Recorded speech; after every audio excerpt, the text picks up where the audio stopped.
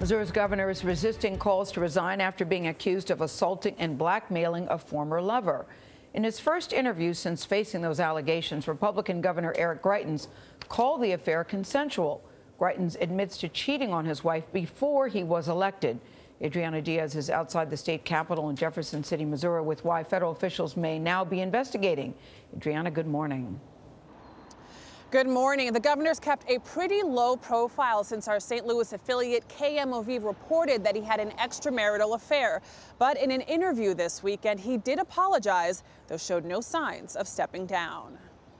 This was a consensual relationship. More than a week after facing accusations of assault and blackmail during an extramarital affair, Missouri Governor Greitens says there's nothing to investigate. There was no hush money. There was no violence. There was no threat of violence. There was no blackmail. There was no threat of blackmail.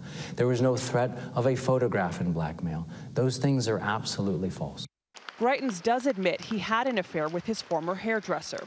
Recordings obtained by CBS News appear to show the unnamed woman detailing her alleged encounter with Governor Greitens to her now ex-husband.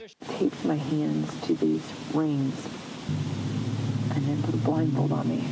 And he stepped back and I saw a flash through the blindfold and he said, "You're never going to mention my name, otherwise there's pictures of me everywhere." Governor, I'm asking you, please resign. Republican State Senator Rob Schaaf wants Greitens to step down, but for additional reasons. In a Facebook post, Schaaf says he spoke to the FBI and alleges Greitens received undisclosed amounts of money from St. Louis-based pharmacy and healthcare corporations, including the company Express Scripts. Last July, Greitens issued an executive order to award a no-bid state contract to the company. That money is what's referred to as dark money. Attorney Al Watkins says the FBI also contacted and interviewed his client, Eli Karabell, last November. He says Karabell worked as a volunteer for Greitens' campaign and was fired for raising questions about anonymous political contributions. It appeared to my client that this money was being used for personal purposes that were designed to shut people up or designed to exert influence over others.